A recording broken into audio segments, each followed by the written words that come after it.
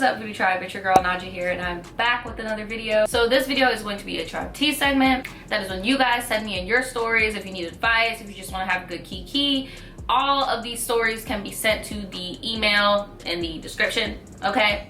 Not my business email, the Tribetea email. If you guys want your stuff on here, if you like this segment, please give me a thumbs up, hit the notification bell, make sure you're subscribed. YouTube on that bullshit, you know. I'm just trying to get into it, okay? I don't want to waste no freaking time. So this first one, hold on, let me get comfortable.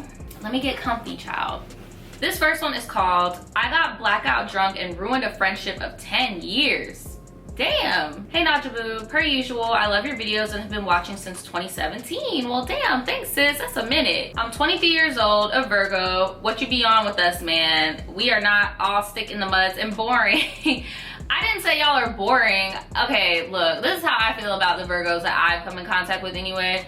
You guys are very like closed off and rigid, and then like finally when you feel comfortable with somebody, then you're not boring. So you have to think of it this way: if the majority of the population sees you as closed off and rigid and a small population actually gets to know you, what do you think the main perception of you is gonna be? Oh, that's all I'm saying. I've met some Virgos that can turn up, but it took me a long time to get them to open up and actually show me their fun side. So anyway, enough of astrology talk, because I know y'all in the fucking comments right now we're just like having a field day. I'm originally from Chicago, but currently living in Australia. My best friend Janae and I have been friends since I was 8 years old. The type of friendship where we spent every day of every second together, and our parents just accepted the fact that they had gained another daughter.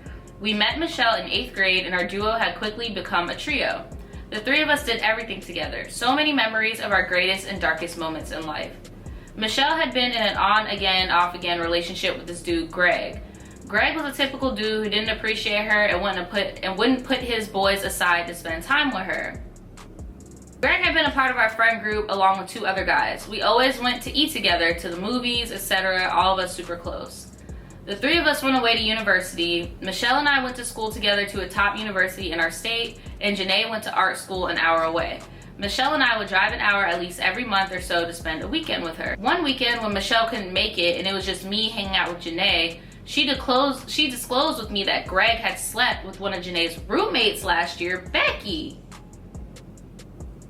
If all of y'all are supposed to be so cool, why don't you tell Janae that her man is stepping out on her?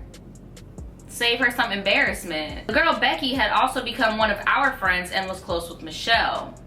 Michelle is the type of girl that if she found out you talked to, flirted, made eye contact with Greg, she wouldn't like you from the jump. But Greg was the type of dude who was a flirt and tried to get with every damn body. Why don't y'all tell her this information? I don't get it. Like, what are you saving her from by not telling her this information? Like, when we got back home from Mardi Gras trip, Michelle and I's other roommate came up to me and said, "Michelle told me what you said about Greg." At this point, I'm looking at her confused, like, what did I say? She said that you told her about Greg and Becky and how they slept together. My mouth dropped. It seems trivial now, but I knew that telling this secret would ultimately ruin the friendship of Becky and Michelle, which is why sober me kept it a secret. Drunk me had a hidden agenda. Girl, isn't the roommate like new? Isn't she new? Like, you're new, like you don't matter. Like, why did you do that? Of course, Janae knew it was me who told Michelle and immediately stopped talking to me and Michelle. Michelle was upset with Janae because she knew this secret and didn't tell her. Also because Michelle had become friends with Becky. So while she's sitting there upset and crying, venting about Greg, Becky is just sitting there listening and giving advice like she didn't hook up with him multiple times in the past. Right, like that's shady as shit. Michelle ended ties with Becky, Janae, and Greg because of the secret I told her. It's been a year since then. We've graduated university and been living our lives, but a part of me has been missing Janae and been wanting to rekindle our friendship. I sent her a short message last month just saying I was thinking about her and hoping she was okay. She responded with an equally friendly message, and that's that. But I'm wondering if I start to pursue a friendship with Janae again, if that would anger Michelle. It shouldn't, but it will, because she betrayed her, a lot of her friends betrayed her, and I feel like she would view that as another friend betraying her by you doing that. I try to get the gang back together and just accept the fact that the chapter is over and done. Thanks for reading, and I love y'all, tribe. Okay, I feel like if she's still with Greg, I'm gonna need you to do better as a friend and tell her to leave that boy alone, because look, he is trash. Greg is trash. I'm gonna really need you to be there for your friend and tell her to leave that boy alone. But honestly, I feel like if you just go and do those moves on your own, it's really immature, but she's going to feel betrayed. Like me, I'm the type of person where I can have friends who are friends with people I don't fuck with and it does not bother me. But there are some people out there who will be like, I've been betrayed left and right, so if you go and do this, I'm gonna feel like you're betraying me too. So I don't know. I would talk to her about it, see how she feels about it. And if she's still with Greg, you need to tell her to leave that fuckboy alone, okay? What do you guys think? Let her know in the comments below. Okay, so this is called Tribe Motherfucking Tea with all capitals and exclamation points, so this better be juicy. Hey Naja, like everybody else, I freaking love you. I've been wanting to send you this, but kept putting it off. So my name will be Ashley in the story. Please don't roast me. I'm not gonna roast you, sis. Anyway, a little backstory. I got with this guy, T-Money, like 12 years ago. T-Money, sis. You with a man named T-Money. I'm really gonna need you to reevaluate your life if you're... You told me not to roast you. I'm trying not to. I'm not roasting you. I'm just asking you a legit question. Like, what in your right mind? You say you 29 right now. So what, 12 years ago, why did you think being with a man named T-Money was just like a great idea? The relationship was rocky. He was cheating. I forgive him. Blah fucking blah. He ended up getting locked up 3 years into the relationship and got a 13-year sentence. I tried to hold him down, but that shit was not realistic at all. We always said when he got out that we would get back together regardless of who I was with. Come to find out, he got his ex-girlfriend Come to find out, he's got this ex-girlfriend that he's been friends with for over 10 years. They've been talking since he's been in prison. She's been to see him and shit. It's like when me and him fall out, they catch up and vice versa. That last part is kind of irrelevant, but whatever. Well, I have a boyfriend because my life doesn't stop because this dude is locked up and I'm pregnant as fuck. By the time you read this, my baby will probably already be here. I'm due May 3rd. Well, congrats. Now, this is my problem. Bruh that's locked up is tripping. He's threatening me, threatening my boyfriend. He's getting out in the beginning of 2023, and I'm low-key worried about it because that dude is throw. What would you do? I don't want to snitch on him, and I'm not sure if completely moving would be financially possible at this time. Thank you. Love you. Okay, let me tell you what you can do. If you don't want to snitch on him, get him on a phone call and let him do all those threats, and they just gonna end up doing whatever the fuck they need to do in jail, because all the phone calls in jail are recorded. All the mail is read over. Like, however he's communicating with you that he's gonna be doing whatever he's gonna be doing to you has all been recorded. So when he gets out, I would just get a restraining order and then bring and tell the courts to pull up those recordings. In my opinion, that's not snitching. In my opinion, that's protecting yourself, because you're not adding more charges onto him. You're basically just like, look at these calls, look at these messages. I don't feel safe. I need this restraining order. They're gonna grant it to you. You don't have to move. You'll be fine. Like, but sis, honestly, I don't even see how you still with this, talking to this man at this point. Like, it don't make no sense. Okay, so this one is called Listen to This Dumbass Story. Well, I hope it's interesting. Hey girl, what's up? I've been watching your channel for a while now, and I think it's time I send in a dumbass story. This literally happened yesterday, May 18th, and it was my 17th birthday. Well, happy belated birthday. I had a real good time. I don't drink all the time, but I got liquor. Now look, sis, I don't know where you live, you know, because in some places it's legal to drink at, I think 17 and 18. I want to just say it's 18 though. But, and I know I have old story times where I was drinking at your age, but damn sis, like, you didn't have to do that. Like, I had a small gathering and we were all in a safe neighborhood and a safe environment, so I wasn't worried about it. So let me tell you the people that were there. It was my girlfriend, my sister's friend, and my cousin. These are too many freaking characters. My friend ended up coming, and we're gonna call her Book. So Book's gonna bring her friend with her, and I've never met this person, but I was like, whatever, because I wanted to have a good time. We started playing liquor pong like some dumbasses. The cups kept spilling. So someone goes, he's mixing liquor. So I automatically go from having fun to mom mode. Oh, like somebody is tampering with the drinks. Call the police, bitch. See, and that's the thing, you can't even call the police because you underage drinking. Like, oh my God, this is a mess. This dude was drinking already. We were drinking Henny and Remy. He was drinking some cheap ass Amsterdam. So I said I didn't want him drinking anymore because mixing light liquor and dark liquor will have someone on their ass. Oh, so he was literally just, oh, okay. That's not as bad as I thought you were gonna say. So boom, right? I told Book, my sister, and B that I didn't want him drinking. So they all agreed. He got mad. He was so mad, he broke a glass bottle outside. I was the only one with no shoes on. Okay, look, this is my thing. If it's one thing, if he's mixing all of the cups in the party. But if he's only mixing his cup, leave Brat alone. Tell him to leave the party, period. Like, just be like, hey, you can do whatever you want, but you're gonna get belligerent, and I would prefer if you would leave my party. Like, you can't be telling somebody what they can and can't drink, you get what I'm saying? But you can tell somebody to get the fuck up at your house. My girlfriend pulled me to the side and told me that they should leave because he's bringing bad vibes for being mad about not drinking. So they left. So that wasn't even your house. What the fuck is going on? Where are y'all at? How do you feel safe? And you just, oh my God, the old woman is coming out right now. He's gonna start telling us about how this kid was a troublemaker and he really just wanted attention. I was irritated because it was my birthday and I don't even know this guy. Also, he kept staring at my girlfriend and smiling. My girlfriend is a stud, but she looks like a boy. I guess he thought she was a boy because he was gay, but I almost shut the whole shit down. Anyways, the night ended perfectly after they left. My friend was drunk and high. We were all smoking weed, blah, blah, blah, blah. I don't know, everyone thought I was doing too much, blah, blah, blah, blah. That's it. I'm sorry, sis, but you did say that was a long, dumb story. I'm so sorry. Like, that was... Bless. What the fuck? I'm about to get us some grown tea real quick. Here's some grown tea. This is called Too Broke to Leave My Husband. Damn, we're on May 20th? What? Wow.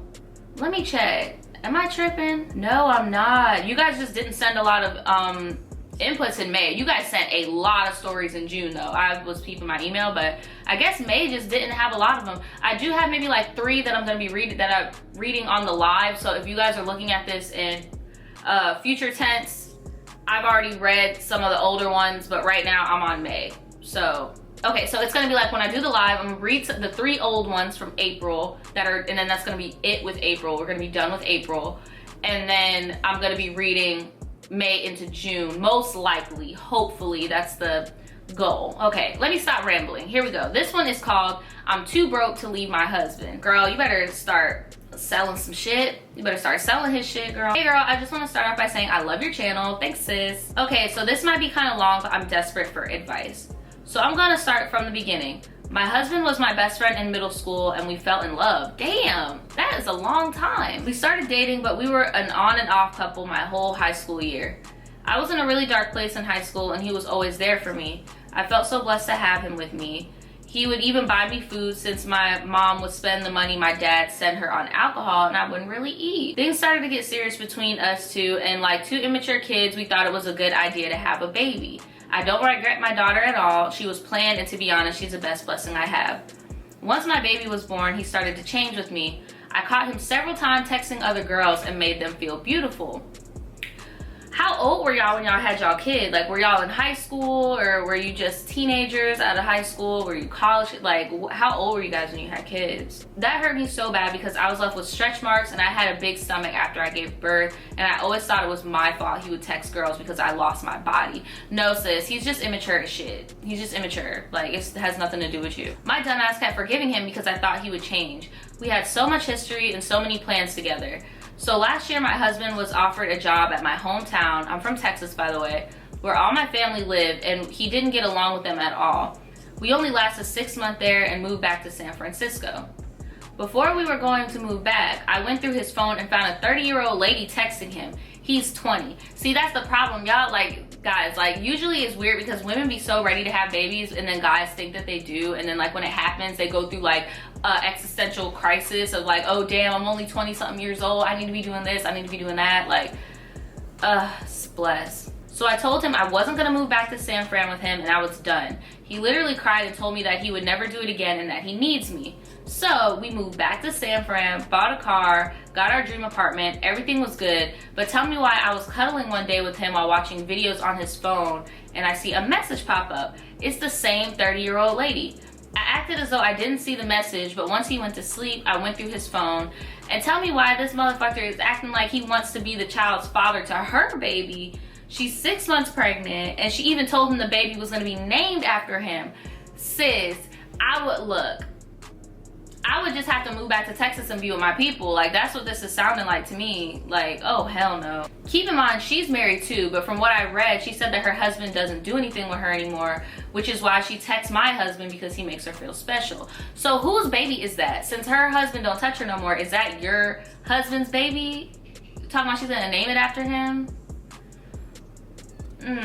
So now I'm heated and I decide to go through all of his phone. And girl, was I shitting bricks of fire.